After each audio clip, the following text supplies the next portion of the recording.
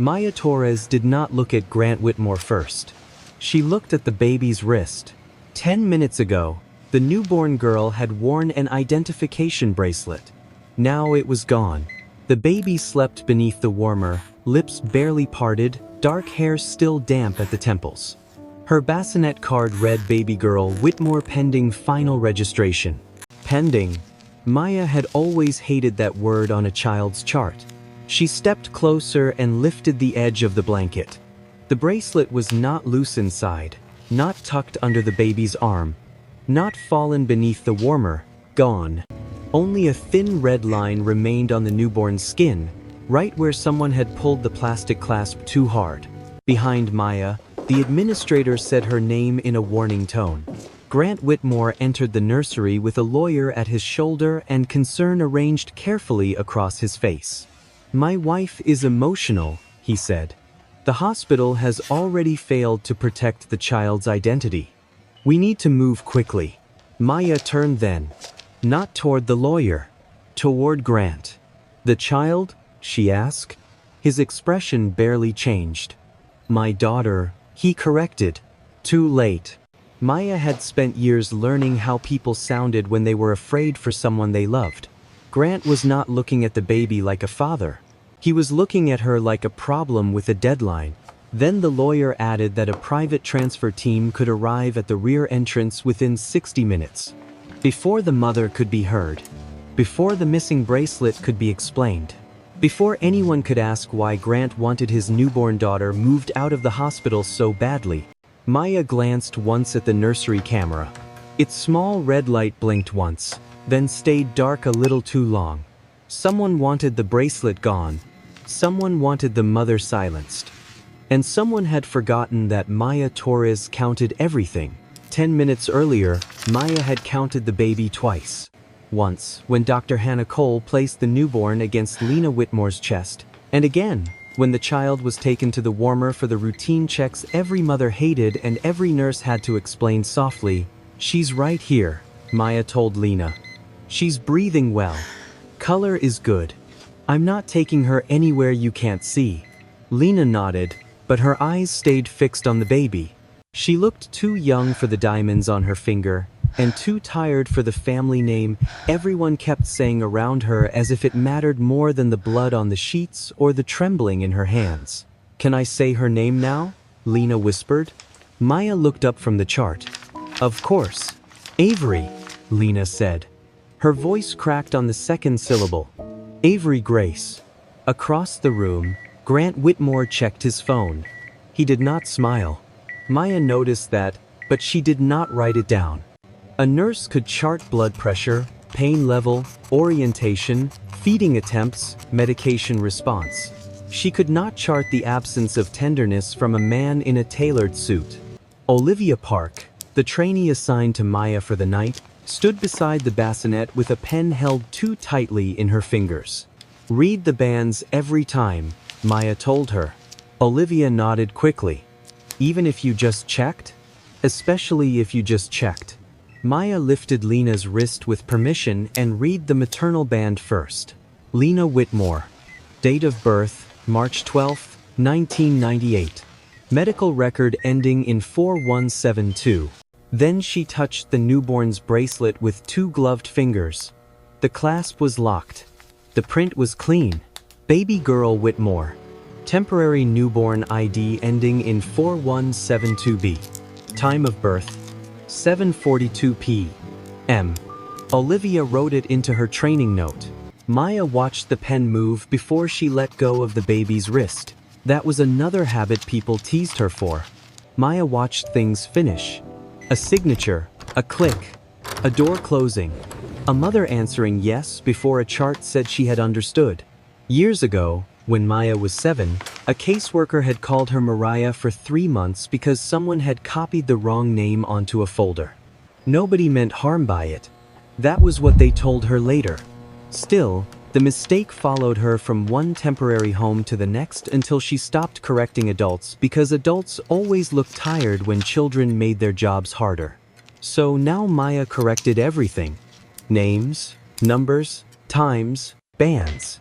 Especially bands. Dr. Cole came to the bedside and asked Lena 3 questions in a calm voice. Did she know where she was? Did she understand she had delivered a healthy baby? Did she want the child kept in her room unless there was a medical reason to move her? Yes, Lena answered each time. Dr. Cole entered the note herself. Patient, alert, oriented, able to understand questions and express preference. Grant looked up from his phone when he heard that last part. My wife needs rest, he said. She does, Dr. Cole replied. Rest does not prevent her from making basic care decisions. The sentence was polite. It still landed hard enough that Olivia stopped writing. Grant's jaw moved once. Then he gave a practiced nod, the kind of nod men used when they wanted witnesses to remember them as reasonable. Of course, he said. We all want what's best. Lena closed her eyes, but her fingers moved weakly over the blanket. Grant said there were papers. Maya turned back to her. What kind of papers? I don't know. Family papers. He said after the baby came, it would be easier if I signed before his mother arrived tomorrow. Lena swallowed. He said it was just to protect Avery. Grant stepped closer. Lena, not now. Maya kept her face neutral. Her job was not to give legal advice. Her job was also not to pretend a patient had not asked for help in front of her. You have the right to ask what any document means before you sign it, Maya said. And you have the right to wait until you feel ready. Grant's eyes moved to her badge. Not her face. Her badge. Maya Torres, he read softly, as if saving it for later. A call, light blinked in the hall. Another mother needed assistance standing. Somewhere down the corridor, a baby gave one sharp cry and then settled. Normal sounds. Normal night. The kind of ordinary noise a hospital made while something unordinary took shape inside it. Maya adjusted Avery's blanket and checked the bracelet one more time. Still locked. Still clean. Still there. She rolled the bassinet closer to Lena. For a moment, Lena touched one finger to the baby's cheek, and the fear in her face loosened into something almost peaceful. Then Grant's phone buzzed. He stepped into the hallway, but not far enough. His voice dropped. Maya caught only pieces while she disposed of her gloves. No, not tomorrow, he said. If there is uncertainty, I want the protective transfer ready. Maya's hand paused over the trash bin. Grant looked through the glass and saw her listening. The smile he gave her was small and empty. Family logistics, he said when he came back in. Maya said nothing. She only turned to Olivia. Chart the band check, she said quietly. Exact time. Olivia glanced from Maya to Grant, then back to her note. Already done.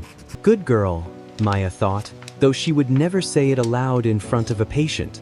At 8:16 p.m., Maya left the room to answer the call, light 2 doors down.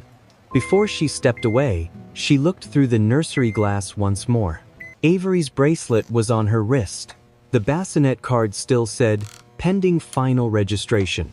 The nursery camera blinked red above the door. And Nurse Elise Warren stood at the medication station, watching Grant Whitmore with a look Maya could not read. 3 minutes later, the maternity wing intercom clicked. Charge nurse to newborn care. Identification review needed. Maya was already moving before the announcement ended. By the time she reached the nursery, Grant's lawyer was coming out of the elevator with a leather folder in his hand. By the time Maya reached the nursery, Grant Whitmore's lawyer was already speaking in a voice polished smooth by years of making threats sound like requests. We need to preserve every option, he said. Marlene Price, the hospital administrator, stood beside him with her tablet held against her chest. She had been called from a donor dinner downstairs. Maya could still see the gold pin on her blazer and the lipstick meant for people who wrote checks. Now Marlene was staring at a newborn's bare wrist as if it might ruin the hospital. Maya, she said, step away from the bassinet. Maya did not move until Dr. Cole gave her a small nod. Not agreement, warning. So Maya stepped back. Olivia stood near the medication cart, pale and silent, her training notebook pressed against her stomach. Elise Warren was at the computer station, typing with 2 fingers, her shoulders set too rigidly. Grant stood apart from everyone, close enough to hear every word, far enough to appear uninvolved. That distance bothered Maya. A guilty man often tried to look innocent. Grant was trying to look procedural. Marlene turned to him. "Mr. Whitmore, we are initiating an internal identification review." "With respect," Grant said, "my family cannot wait while my daughter's identity is uncertain." Identity. Not breathing, not feeding, not her temperature, not Lena asking for her. Maya looked at Avery. The baby slept through all of it, one tiny hand opening and closing against the blanket. "The band was intact at 8:16, Maya said. Grant's lawyer looked at her. "According to whom?" "According to me. According to the trainee who watched me check it. According to the chart note she entered." Olivia's eyes flicked up. Marlene saw the movement. "Olivia, do not discuss documentation until risk management reviews it." The lawyer opened his leather folder and removed papers clipped with a blue tab. "Given the circumstances, the Whitmore family is prepared to request a protective transfer to Street Bartholomew's neonatal unit, pending confirmation of identification and maternal capacity." Dr. Cole's head came up. "Maternal capacity." Grant sighed softly. "Lena is exhausted. She has been crying, confused, resistant to care. I'm not blaming her. But right now, decisions need to be made by people who are stable." "She answered orientation questions less than 15 minutes ago," Dr. Cole said. "She is my wife," Grant replied. "I know when she is not herself." It was a beautiful sentence. Warm on the surface, rotten underneath. Maya had heard men use love like a locked door before. Marlene rubbed 2 fingers against her temple. "We are not transferring anyone until we confirm the basic facts." The lawyer slid 1 page forward. "Then you understand the hospital may be accepting liability for any harm caused by delay." Marlene's face changed. Maya recognized the moment a patient became a lawsuit in someone else's mind. "What time was that prepared?" Maya asked. No one answered. The footer showed a print timestamp. 8:09 p.m. Maya looked at the wall clock. The bracelet had been reported missing at 8:19. "Marlene," Maya said carefully, "pull the access log." "We will." "Now." The administrator's eyes sharpened. "You are not in charge of this review." "No," Maya said. "But someone entered this nursery after I left." Elise stopped typing. Maya heard the break in the rhythm before anyone else reacted. Grant's lawyer closed the folder halfway. "Speculation by the nurse involved in the incident only complicates the record." "The nurse involved," Maya repeated. Marlene looked uncomfortable now. Not guilty, not yet, but pressured. "Maya," she said, lowering her voice. "For the integrity of the investigation, I need your badge." Olivia looked up so fast her pen fell to the floor. Dr. Cole said, "Marlene." "It is temporary," Marlene said. Maya understood temporary. Temporary meant removed before heard. Temporary meant blamed before proof. She unclipped the badge from her uniform. Grant watched her hand the plastic card to Marlene. He did not smile. He only gave a small nod, as if order had been restored. From the room across the hall, Lena's voice broke through the glass. "Where is Avery?" No one moved toward her. The lawyer checked his watch. "The private team can be at the rear entrance within the hour." Maya looked at Marlene. "You called transport already?" Marlene glanced down at the tablet. That was the second hesitation. Grant stepped in before she could answer. "We made a contingency request. Any responsible parent would. But responsible parents did not print custody papers before a bracelet went missing. Responsible parents did not prepare a transfer before a mother had been examined." Maya turned to Olivia, just once. Not long enough to get her in trouble. Only long enough to remind her of the note she had written. Then security arrived at the nursery doors. Security did not touch Maya at first. The officer stopped in the doorway, waiting for Marlene to make the removal look professional. Maya, Marlene said, please step into the hall. A softer sentence than get out. Same meaning. Maya looked once at Avery, then at Olivia's notebook, then at the clock above the medication refrigerator. 8:33 p.m. Every minute now belonged to Grant unless someone took it back. She walked out of the nursery with her hands visible at her sides. Behind her, the door sealed with its soft magnetic click. The sound cut her off from the baby more cleanly than a shout would have. Across the corridor, Lena struggled to sit up. Her hospital gown had slipped from one shoulder. A blood pressure cuff still hugged her arm. One hand gripped the bed rail while the other reached toward the nursery window. Maya, she called. Where is my daughter? Grant entered her room before Maya could answer. He moved with careful gentleness, the way a man touched breakable glass in front of witnesses. He took Lena's wrist and lowered it back onto the blanket. Lena, you need to rest. I want Avery. I know. Then bring her to me. Grant glanced toward the hallway, where Marlene, Dr. Cole, and the lawyer had gathered outside the door. His voice warmed for the audience. There has been a problem with identification. The hospital is reviewing it. Lena's face went slack with fear. What problem? Dr. Cole stepped in. Your baby is stable. She is breathing well. Her temperature is normal. This is an administrative issue, not a medical emergency. Then, why won't anyone bring her back? The question stayed there. Maya saw Dr. Cole's mouth tighten, but the doctor did not look away. Grant answered for everyone.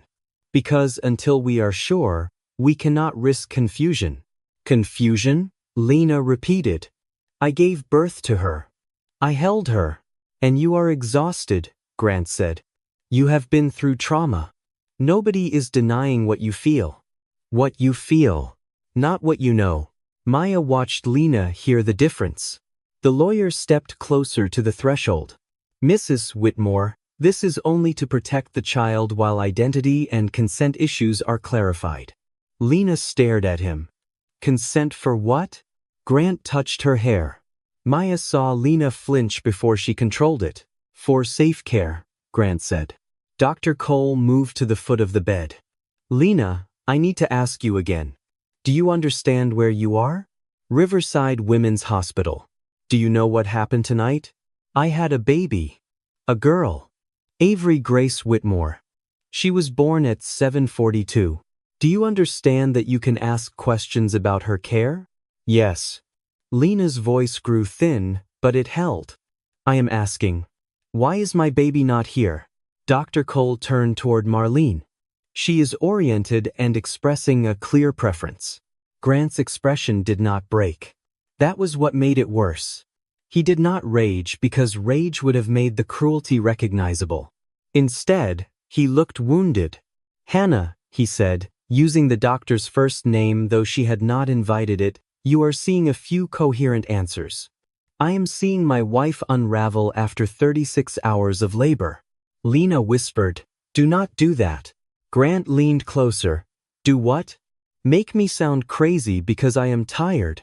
For a second, the hallway seemed too narrow for all the people pretending not to hear. Maya took one step forward. The security officer shifted into her path. Maya, Marlene warned. I'm not entering the room. Then remain where you are. Olivia came out of the nursery holding papers. Her phone was tucked under the notebook spiral, screen facing inward. She looked at Maya and then quickly away. The recording app was open. Maya did not react. Grant's lawyer checked his watch. The transport team has confirmed availability. We should move before this becomes more distressing for Mrs. Whitmore. It is distressing because you are taking my baby, Lena said. No one is taking her, Grant replied. Then say she stays. He did not. That answer did more damage than a denial. Dr. Cole folded her arms. There is no medical indication for separation at this moment. There is a legal indication, the lawyer said. Marlene looked sharply at him. That has not been determined. But it will be, Grant said. The words came out too cleanly. Maya saw Dr. Cole notice. Grant turned to his lawyer and stepped into the hall, lowering his voice. As long as she is not legally tied to the baby yet, we still have options. Olivia's fingers tightened around her notebook. Maya looked at the phone hidden beneath the paper. The screen still glowed. Lena's voice came from the room, smaller now but not broken. Her name is Avery. Grant did not turn around. The lawyer murmured something about timing, forms, and maternal consent. Maya looked at the clock again. 8:31 p.m. 48 minutes left. Less than that if the hospital kept confusing silence with neutrality. Marlene ordered the officer to escort Maya to the staff waiting area. Maya let them walk her down the corridor. She did not fight the removal. She counted doors. Nursery, supply room, stairwell, staff lounge, rear elevator. And when Olivia passed her near the vending machines 3 minutes later, pretending to search for change, Maya did not ask what she had recorded. She only said, "Save it twice." Olivia's eyes filled. Then she nodded and kept walking. The staff waiting area smelled like burnt coffee and disinfectant. Maya sat in the plastic chair closest to the door, because sitting farther back would have felt too much like surrender. The security officer remained outside the glass wall, pretending not to watch her. Her badge was gone. Her access was gone. On paper, she was no longer part of Avery Whitmore's care. But paper had not been kind to Maya when she was 7. Paper could be wrong. At 8:36, Olivia slipped into the hallway beyond the waiting area and paused near the vending machines. She bought nothing. She only bent as if checking the coin return, then moved toward the stairwell. Maya waited 6 seconds before standing. The officer looked up. "You need something?" "Water," Maya said. "There's a fountain right there. I prefer it cold." He stared at her, bored and suspicious, then returned to his phone. Maya walked to the vending machine, pressed 2 buttons she did not want, and let the bottle drop loudly. The moment the officer glanced toward the sound, she pushed through the stairwell door. Olivia was waiting 1 landing down, breathing too fast. "I shouldn't be here," she whispered. "Then make it worth it." Olivia opened her notebook with shaking hands. Her phone was hidden inside the back cover. "I saved the recording twice. Sent 1 copy to my personal email. I know that's against policy." "Good." The words seemed to steady her. "There's more," Olivia said. "When Marlene told Elise to print the nursery access log, I saw the screen before it refreshed. There was an entry after yours." Maya felt the stairwell narrow around them. "Whose?" Olivia turned the phone so Maya could see the photo. The image was not perfect. It had been taken at an angle, half blocked by a computer monitor reflection. Still, the lines were readable. 8:15:58 p.m., Torres, Maya nursery entry. 8:16:44 p.m. Torres, Maya nursery exit. 8 hours, 17 minutes and 21 seconds, p.m. Warren, Elise nursery, entry. 8 hours 18 minutes and 3 seconds p.m. Warren. Elise nursery exit. Maya did not touch the phone. Touching it would not make the numbers truer. "Elise went in after me," she said. Olivia nodded. But when Marlene showed the printed version to risk management, Elise's lines were gone. Gone how? Not crossed out. Not flagged. Just missing. Like the log jumped from you leaving to the incident report. Maya looked up toward the stairwell window. Through the wired glass, she could see a slice. The transfer team was not just available. They were already inside the hospital. "What about the camera?" Maya asked. Olivia swallowed. Marlene said maintenance had opened a ticket. "When?" "I don't know. But I heard Elise tell her the red light was blinking wrong before the review started. That landed differently. A person who noticed a camera problem after an incident was cautious. A person who mentioned it before anyone asked was prepared." Maya took the phone from Olivia only long enough to enlarge the photo. At the bottom corner of the access log screen, There was a system notice. Temporary sync delay. Local entries pending server upload. Maya almost smiled. Almost. Riverside had upgraded the nursery doors 6 months ago after a parent tried to walk into the wrong unit. Maya had complained about the new system for weeks because the server lag made routine checks slower. Elise had complained louder than anyone, but a delay meant the deleted entry might not be deleted everywhere. Did the printed log have this notice? Maya asked. No, because it came from the server copy, Maya said. Not the local terminal. Olivia stared at her. So, the nursery computer might still have the original? Or the security office does? Or the backup cache? The stairwell door above them opened. Both women stopped breathing for half a beat. Elise Warren stepped onto the landing. She looked down at Olivia's notebook, then at Maya. Then at the phone in Maya's hand. For one dangerous second, no one moved. Elise's face did not harden. It emptied. You need to go back upstairs, she told Olivia. Olivia's voice shook. I saw the log. I said go back upstairs. Maya stepped between them. Why were you in the nursery after I left? Elise's hand closed around the stair rail. Her wedding ring clicked once against the metal. You are already suspended, Elise said. Do not turn this into something you cannot survive. That sounds like advice. It is. Then give me the rest of it. Elise looked toward the door, listening for footsteps beyond it. When she spoke again, her voice dropped so low Maya almost missed it. Some mistakes don't stay small. Then she pushed past them and went down the stairs instead of up. Olivia pressed one hand to her mouth. Maya looked at the time on the phone. 8:40 p.m. 39 minutes. And now she knew the bracelet had not disappeared in a gap. It had disappeared in a name. Maya did not go back to the staff waiting area. Elise had taken the lower stairs. Olivia had gone up. The security officer was still near the vending machines, expecting Maya to return with a bottle of water and a face that understood its place. Instead, Maya stayed between floors, one hand on the stair rail, listening. Hospitals had their own heartbeat. Elevators chimed. Wheels crossed tile. Distant monitors called out in coded tones. But beneath the normal sounds, Maya heard the rhythm of something being moved too quickly. The rear service elevator opened below her. A man's voice said, Neonatal transport, Whitmore case. Maya went down 2 steps. Through the narrow window in the stairwell door, she saw 2 transport technicians in gray scrubs pushing a sealed transfer bassinet toward the back corridor. One of them carried a folded thermal blanket. The other checked a tablet clipped to the handle. They were not preparing to arrive. They had arrived. Maya pulled out the hospital phone mounted beside the stairwell door. It could not access patient charts, but it could dial internal extensions. She called the rear desk. Loading entrance. A guard answered. Leo, this is Maya from maternity. Maya?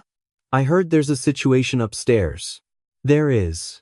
I need you to check the transport log for a neonatal pickup. A pause. You know I'm not supposed to. Just tell me when the request came in. Another pause, longer this time. Leo had worked nights at Riverside for 12 years. He had once helped Maya find a missing grandmother who had taken the wrong elevator after surgery. He liked rules, but he liked facts more. Whitmore neonatal transfer, he said. Entered at 8:07 p.m. Private team, rear entrance, urgent hold. Maya closed her eyes once. Baden Lingtiefen, 12 minutes before the bracelet was reported missing.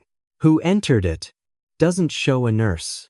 External request through administration portal. Authorized pending family approval. Can you save that screen? Maya. Leo. He exhaled into the line.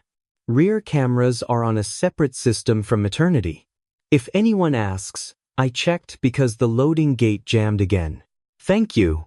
She hung up before gratitude turned into evidence against him. The stairwell door opened above. Dr. Cole stepped in, coat swinging behind her. Marlene is asking where you are. Good. Maya said. That means she noticed. This is not funny. I'm not laughing. Dr. Cole came down to the landing. She looked tired now, not physically, but morally, the way people looked when they had spent too long choosing the safest sentence. Maya, if you keep moving outside protocol, they will say you contaminated the investigation. They already said that before investigating. Dr. Cole did not deny it. Maya held up the phone. The transport request was entered at 8:07. The doctor's face sharpened. That's before the bracelet was missing. Before the identity review. Before Lena was called unstable. Below them, the bassinet wheels squeaked once, then stopped. Maya looked through the lower window again. The transport team had paused beside the rear elevator. Grant's lawyer stood with them now, speaking to Marlene. He had one hand on the blue tab documents. Marlene was listening. That was the part Maya hated most. Not agreement, not refusal, listening. As if a newborn could be negotiated down a corridor. Dr. Cole followed Maya's gaze. There is no medical order for transfer. Then say that upstairs. I have. Say it where Lena can hear you. Dr. Cole looked away. Maya softened her voice. He is using your silence as consent. The words struck harder than Maya intended. Dr. Cole's shoulders dropped, just slightly. Then the elevator chimed again. Elise Warren stepped out of the lower hallway near the transport team. She had removed her charge nurse jacket. Without it, she looked smaller. In her right hand was a sealed specimen bag. Maya saw the shape inside before Elise tucked it against her clipboard. A broken plastic clasp. Not the whole bracelet. Just the piece that proved it had not slipped off. Dr. Cole whispered, "What is that?" Something she was not supposed to keep. The security officer opened the stairwell door above them. Miss Torres? Not Nurse Torres. Maya filed that away. Dr. Cole straightened. She is with me. The officer hesitated. Administration wants her downstairs. Administration can find me in the consultation room in 5 minutes, Dr. Cole said. And if anyone moves that baby without my medical order, they can explain to the ethics board why a legal preference outranked a physician's chart. That made the officer step back. Maya did not waste the opening. She moved past him into the corridor, not running, because running made people chase you. Dr. Cole walked beside her. Together, they passed the nursery windows, where Avery's warmer still glowed. Lena saw Maya through the glass of her room. This time, Maya did not look away. She touched 2 fingers to her own wrist. Lena understood. Hold on. Behind them, the rear elevator doors began to close. Maya looked at the clock. 8:48 p.m. 31 minutes left. And the door that mattered now was no longer the nursery door. It was the transfer door. The consultation room was meant for bad news. Maya had stood inside it, with parents who needed words explained slowly. Emergency surgery. Not viable. Try again tomorrow. Tonight, the room held a different kind of bad news. Dr. Cole closed the door behind them and locked it with the small metal latch nurses used when families needed privacy. Maya noticed the lock. So you do believe me, she said. Dr. Cole went to the computer. I believe the timeline is wrong. That is not the same thing. No, the doctor said. But it is where I can start.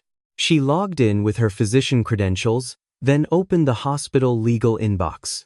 Maya stayed back, careful not to touch the keyboard. If this reached a board review, Grant's lawyer would turn fingerprints into intent. Dr. Cole scrolled through emails marked urgent. Most were from Marlene to Risk Management. One was from the Whitmore attorney to Riverside Legal, copied to an old compliance alias that should have been closed years ago. The subject line read, "Contingency language for newborn identification event." Maya felt her stomach go cold. Dr. Cole opened it. The email had been sent at 6:14 p.m., more than 2 hours before Avery's bracelet disappeared. Maya read the first paragraph once. Then again, slower. If identification becomes uncertain, Proceed with protective separation before maternal consent becomes an issue. Family counsel will support immediate transfer under risk mitigation grounds. For a moment, neither woman spoke. Outside the door, a cart rolled past. Somewhere nearby, a nurse laughed at something ordinary, unaware that a child's future was being folded into legal language one room away. Dr. Cole whispered. This was before delivery was even complete. Maya pointed to the next line without touching the screen. Please avoid language suggesting removal from mother. Use stabilization, verification, and continuity of care. That is not a response plan, Maya said. That is a script. Dr. Cole printed the email. The machine made 3 soft clicks before the first page slid out. Maya watched the paper appear. Paper could be wrong. Paper could also trap the person who wrote it. Dr. Cole read the footer, sent to Riverside Legal, Marlene Price, and Whitmore Family Counsel. Copied to Compliance Old. Why would you see it? I get alerts from that alias because I helped with the policy conversion last year. She glanced toward the door. I should have cleaned my permissions. Tonight I'm glad you didn't.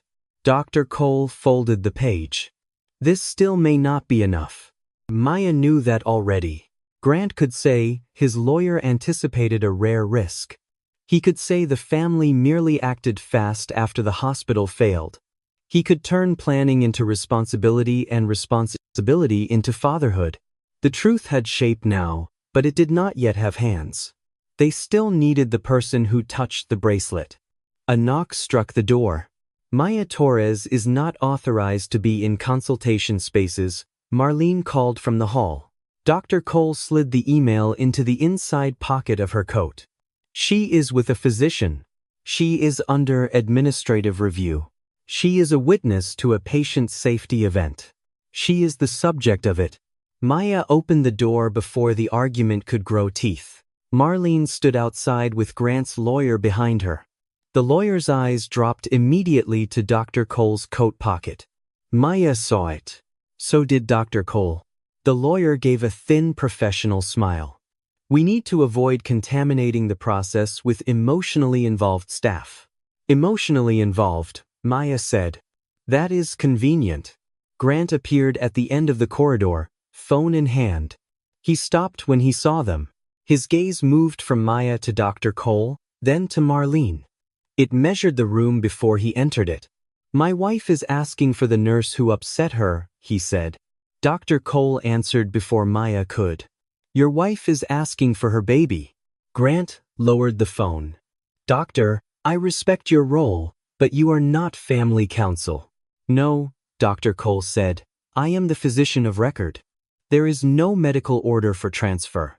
There will be legal authorization. Legal authorization cannot manufacture medical necessity. The lawyer stepped in. No one is claiming medical necessity. We are addressing identity uncertainty. There it was again. Soft enough for paperwork.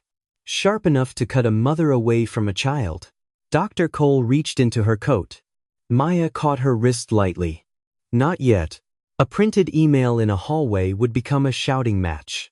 Disorder would become Grant's evidence that everyone but him was unstable. Maya released her.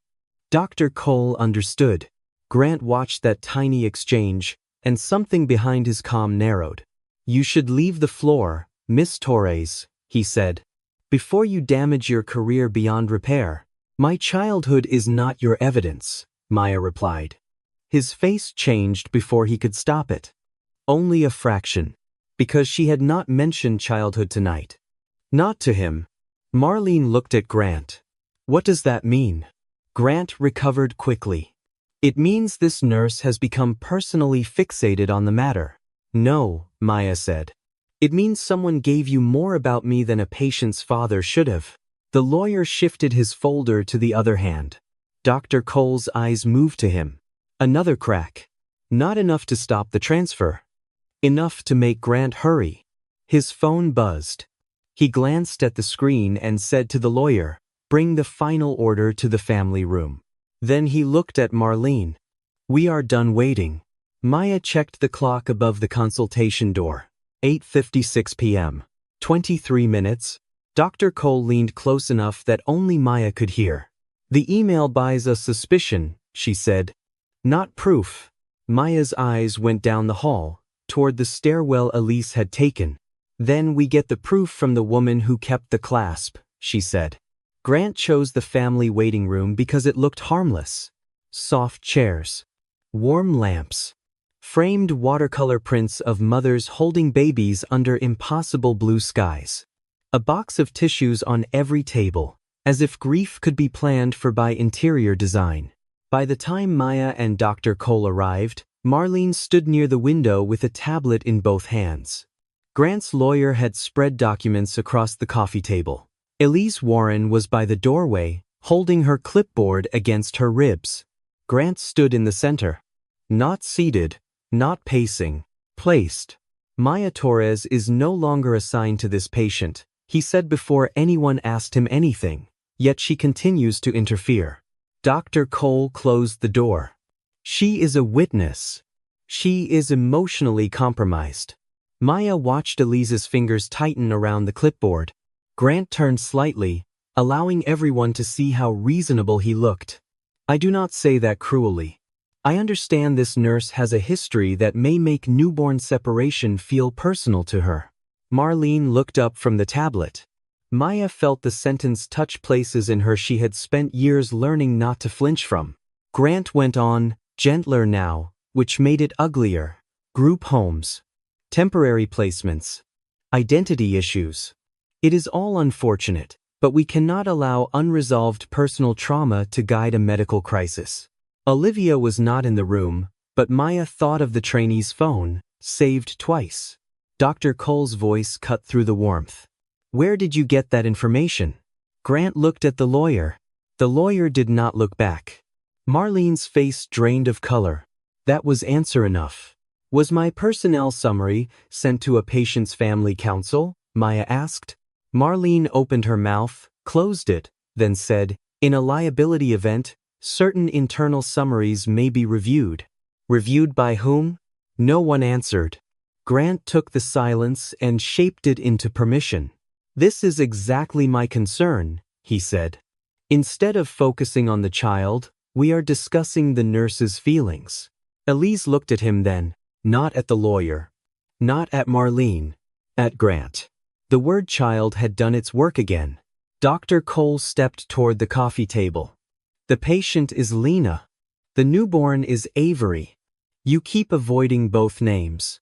Grant's expression cooled. Doctor, I have been more patient than anyone could reasonably expect. My wife is distressed, the hospital misplaced identification, and a suspended nurse is turning this into a conspiracy. Maya noticed the word misplaced. Not missing. Not removed. A softer word, chosen because someone had taught him to choose it. The bracelet was pulled off, Maya said. There is a mark. Or it was improperly fastened. I checked the clasp. You say you did. Dr. Cole said. Olivia Park charted the band check. Grant's lawyer lifted one page. A trainee's note under supervision of the accused nurse will not resolve chain of custody concerns. Accused. Marlene flinched at that word. Grant saw it and pressed harder. This is why Avery must be transferred before this floor becomes more compromised. There. Avery. He had used the name at last, but it sounded borrowed. The door opened behind Elise. A transport coordinator stepped halfway in. We need confirmation. Are we staging at rear or moving upstairs? Rear, Grant said. Dr. Cole turned on him. You do not give transport orders in my hospital. Grant's calm cracked just enough for the room to hear what lived under it. Your hospital has already failed. Elise lowered her clipboard. Maya caught the movement. Under it, inside the clear specimen bag, the broken clasp shifted against the plastic. Grant's lawyer touched his sleeve. Grant. But Grant was past caution now. No, he said. We are done pretending this is complicated. My family has resources, legal standing, and the ability to protect this baby from a mother who is not stable and a nurse who cannot separate her past from her job. Maya did not answer him. That frustrated him more than any speech could have. He wanted anger, tears, one raised voice to make the room forget the timestamps. Instead, Maya turned to Marlene. Who authorized release of my background summary? Marlene looked at the tablet as if it might save her. Risk management requested a rapid internal profile. For hospital review. Yes. Not for him. Grant laughed once without humor. Do you hear yourself? A child's identity is in question, and you are worried about privacy, paperwork. Dr. Cole moved to the door and blocked the transport coordinator from leaving. No transfer without my order. Grant's lawyer folded the top document and handed it to Marlene. Then administration should sign acknowledgement that the physician is refusing a risk mitigation measure recommended by family counsel. Marlene stared at the paper. The room became a scale, and Grant knew which side usually won. Fear of lawsuit. Fear of donor influence. Fear of headlines. He had counted those better than anyone. Then Lena's voice came through the hallway. Not loud. Clear. Where is my daughter? Everyone turned. Lena stood outside the waiting room in a robe, one hand braced against the wall, an IV pole beside her. Olivia stood behind her, terrified and determined. Grant's face changed from control to fury, then back again before most people could name it. But Elise named it. Maya saw her see him. The transport coordinator's radio crackled. Rear entrance ready. Maya checked the clock over the waiting room door. 9:04 p.m. 15 minutes left. Grant looked at Lena and smiled for the witnesses. Sweetheart, he said, you should be in bed. Lena gripped the IV pole harder. I should be with Avery. Elise did not move when Lena said she should be with Avery. Everyone else reacted. Grant stepped toward his wife. Dr. Cole stepped between them. Marlene raised her tablet as if a screen could become a shield.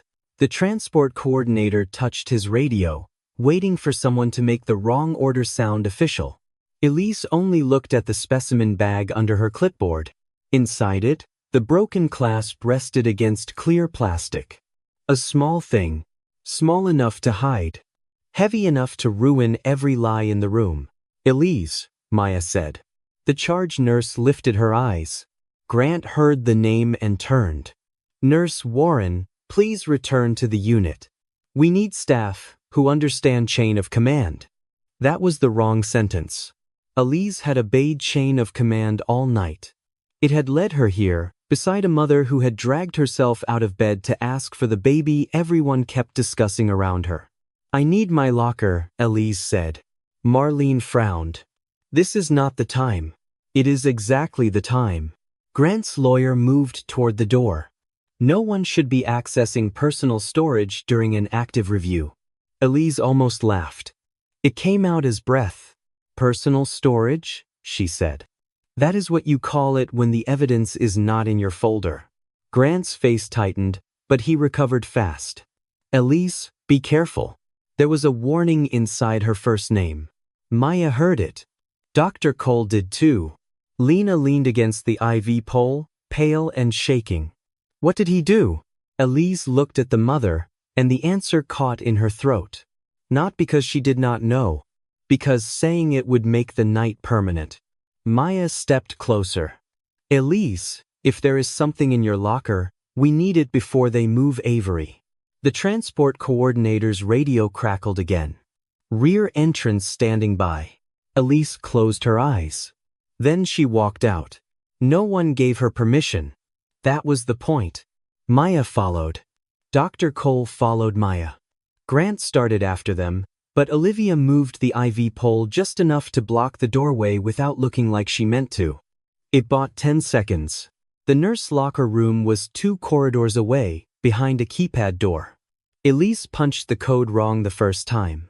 Her hand trembled so badly Maya reached out, then stopped herself. This choice had to belong to Elise. On the second try, the lock clicked. Elise's locker was narrow, dented at the bottom, decorated inside with one school photo of a boy in a soccer jersey. He had Elise's eyes and a hospital bracelet on his own thin wrist. My son has leukemia, Elise said. Dr. Cole's expression softened, but Elise shook her head. Do not make that an excuse for me. I know what I did. She took a folded paper from behind the locker mirror, then a small envelope with a bank logo printed in the corner. Grant found out what we owed, Elise said. Not because I told him. Whitmore money sits on half the hospital charity board, and people talk when rich families ask quietly. Maya said nothing. He said he needed a procedural delay. That was the phrase, a delay. He said the baby would stay in the hospital, just under temporary family supervision while his lawyers handled paperwork. He said Lena was fragile. He said one missing bracelet could prevent a bigger mistake. And you believed him? Dr. Cole asked. Elise turned on her, not angry enough to defend herself, only tired enough to tell the truth. I wanted to. The words landed harder than denial. She handed Maya the first paper. It was the original access log, printed before the server copy refreshed. There was Maya's entry. Then Elise's. Then the report. I removed the bracelet, Elise said. I used bandage scissors to crack the clasp, then put the broken piece in a specimen bag. I thought if it was found later, I could say it had fallen near the warmer. Maya looked at the bag now resting in Elise's palm. Why keep it? Elise looked at the photo turned face down. Because my son still knows when I am lying. She gave Dr. Cole the envelope. Inside was a payment confirmation from Whitmore Private Holdings to the Pediatric Hardship Fund attached to Elise's son's account. The timestamp was 7:58 p.m. Before the bracelet. Before the transfer order. Before Grant had played concerned father for the hallway. Footsteps approached outside the locker room. Grant did not knock. He opened the door and saw the papers in Maya's hand. The careful man vanished for half a second. You have no idea what you are interfering with, he said. Elise zipped the specimen bag shut. Yes, she said. I do. Grant pointed at her. You took money. And you bought a mistake. His mouth opened. Nothing useful came out. Maya checked the clock above the lockers. 9 to 7 p.m. 8 minutes. Elise took the access log back from Maya, held it against her chest, and walked toward the door. Where are you going? Marlene asked from the hall. Elise looked past her, toward the family waiting room where Lena was still standing. To put my name back where I took hers off, she said. Elise walked back into the family waiting room first. Not because she was braver than Maya, because the lie had started with her hands. Lena was beside the IV pole, one arm around her stomach, the other gripping the metal stand. Olivia stayed near her shoulder. Dr. Cole moved toward the coffee table, where the final transfer order waited. Grant saw Elise and understood before anyone spoke. No, he said. No polish left on it. Elise placed the original access log on the table. Then she placed the specimen bag beside it. The broken plastic clasp clicked against the wood. Marlene stared at it. What is that? The piece I removed from Avery Whitmore's bracelet, Elise said. Lena made a sound that was not quite a sob. Grant stepped forward. She is confused. The first lie came with both his hands raised, palms open, face turned toward the people who could still protect him. This woman is under pressure. The nurse beside her has been suspended. My wife is barely standing. We are watching panic create a story because people are embarrassed by a hospital failure.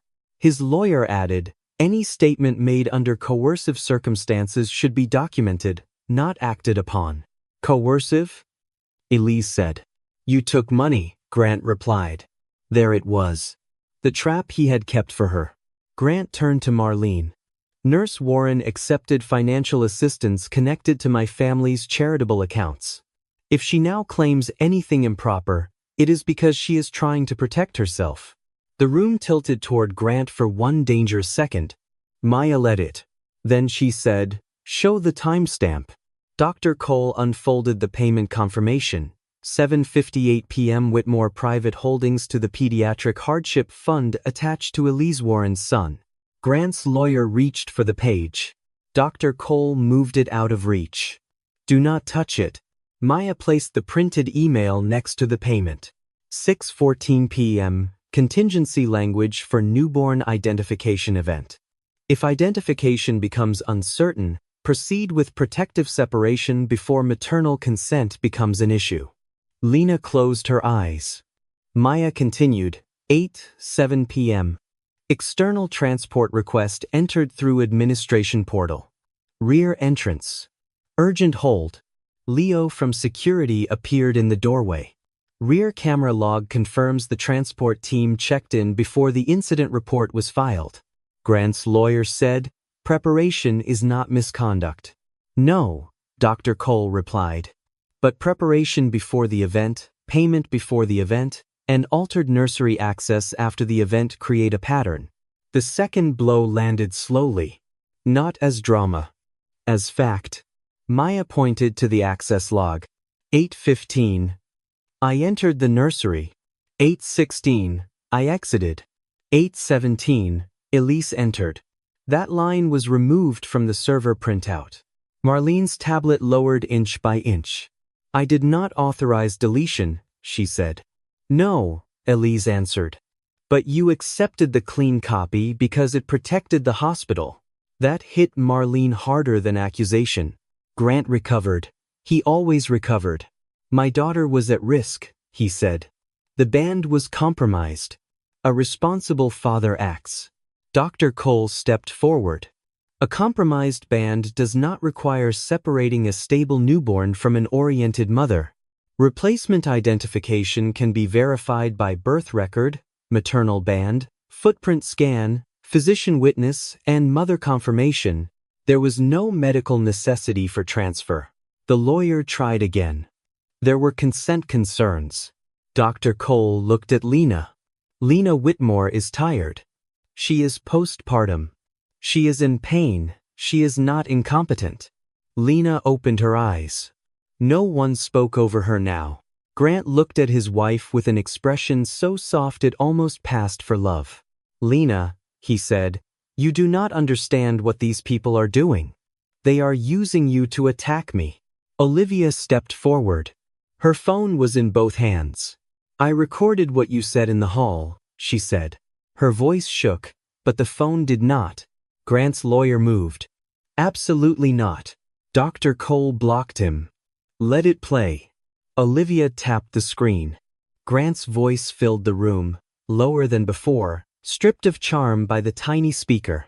As long as she is not legally tied to the baby yet, we still have options. Grant's mouth opened once. Lena looked at him. Not like a wife. Like someone reading a document she should have read long ago. The final blow did not come from Maya. It came from the woman they had tried to make too weak to matter. Lena let go of the IV pole and took one step toward Grant. Olivia reached for her, but Lena lifted a hand. No. Grant softened his voice again. Sweetheart, do not call me that while you are trying to take my daughter. His face hardened. I was protecting our family. No, Lena said. You were protecting a name. Grant's eyes flashed. That name is the reason she will have anything. She already has something. He looked at her. A mother, she said. A name. A birthday. A wrist you tried to make empty. Grant said nothing. Lena pointed toward the nursery glass beyond the hallway. You keep calling her the child because saying daughter would make you responsible. The words cut differently because they did not sound rehearsed. They sounded discovered. Maya watched Grant lose the room person by person. Dr. Cole took the transfer order from the table and wrote across the top in firm black ink, no medical indication. Do not transfer. Marlene did not stop her. Grant's lawyer gathered his papers. We will be filing formal complaints. Do that, Dr. Cole said. I will be filing mine with the ethics board. Leo cleared his throat from the doorway. Rear team is asking if they should stand down. Dr. Cole looked at Lena. This time, the question went where it belonged. Stand them down, Lena said. Leo nodded and disappeared. Grant stared at her as if she had betrayed him by becoming real. Maya picked up the broken clasp in its sealed bag and placed it beside the bassinet card Dr. Cole had brought from the nursery. Baby girl, Whitmore pending final registration. She took a pen from the table and handed it to Lena. Only if you want to, Maya said. Lena's hand trembled as she crossed out the pending line. Under it, she wrote, Avery Grace Whitmore. Then she looked at Grant. You cannot protect a family by erasing one. For once, he had no cleaner word for what he had done. Outside the room, the rear elevator chimed. This time, it was leaving empty. The transfer team left through the rear entrance at 9:17 p.m. No one applauded. No one hugged in the hallway. Real damage did not end like a movie. It ended with people standing among papers they wished they had read sooner, listening to the soft roll of an empty bassinet being pushed back toward the elevator. Lena was taken back to her room by Dr. Cole and Olivia. This time, Avery went with her. Maya walked beside the bassinet, not touching it, only watching the baby's wrist. A replacement band had been printed under Dr. Cole's order. 2 nurses verified it. Lena verified it. The footprint scan matched. The birth time matched. The maternal band matched. No uncertainty remained unless someone needed it to. When the new bracelet clicked closed, Lena let out a breath so quiet that only Maya seemed to hear it. Say it again, Maya said softly. Lena looked confused. Her name. Lena looked down at the baby, Avery Grace Whitmore. Maya checked the chart. Not pending. Not temporary. Avery Grace Whitmore. Across the hall, security escorted Grant and his lawyer toward administration. He did not shout. Men like Grant rarely wasted anger where it could be documented. He only stopped once, near the nursery window, and looked back at Lena's room. For a second, Maya thought he might finally look at his daughter. He looked at the chart station instead. Still calculating, Marlene Price was placed on immediate administrative leave before midnight. Risk management used careful language. Review, process failure, unauthorized disclosure. But the careful language no longer protected her from the shape of what had happened. Elise Warren gave her statement in the consultation room with Dr. Cole present. She did not ask for forgiveness. She did not offer her son as a shield. She named the payment, the request, the bracelet, and the fear that had made her believe a small wrong could stay small. When she finished, Maya stood outside the door. Elise came out holding nothing, for once. Her hands were empty. I do not expect you to forgive me, Elise said. I don't, Maya answered.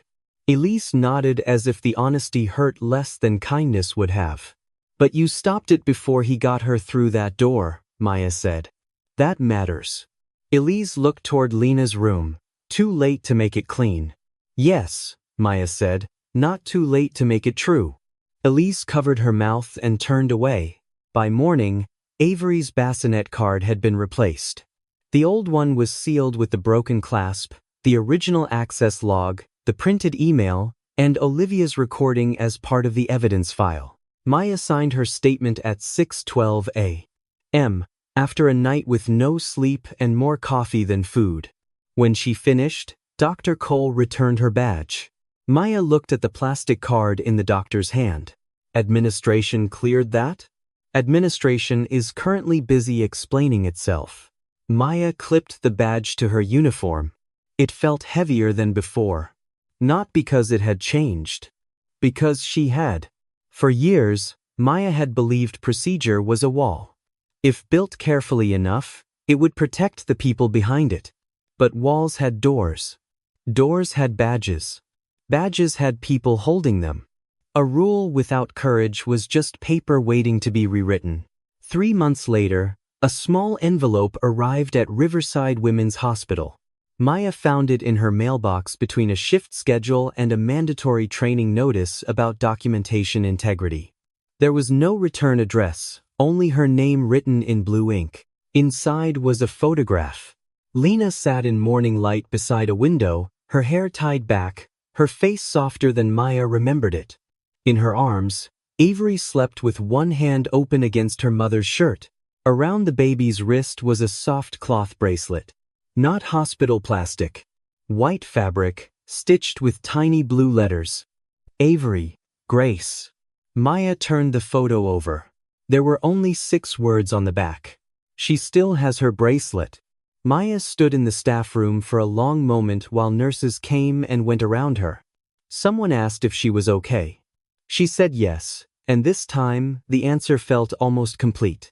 Before her next shift, Maya placed the photo inside the top drawer of the nursery desk, beside the newborn ID checklist. Then she opened Avery's old evidence copy one last time. The first card had read Baby Girl Whitmore pending final registration. The corrected record did not. Maya closed the folder and returned it to the archive box. Outside the nursery glass, a new father was crying as a nurse helped him fasten a tiny bracelet around his son's wrist. The clasp clicked. Maya heard it from across the room, and she counted it,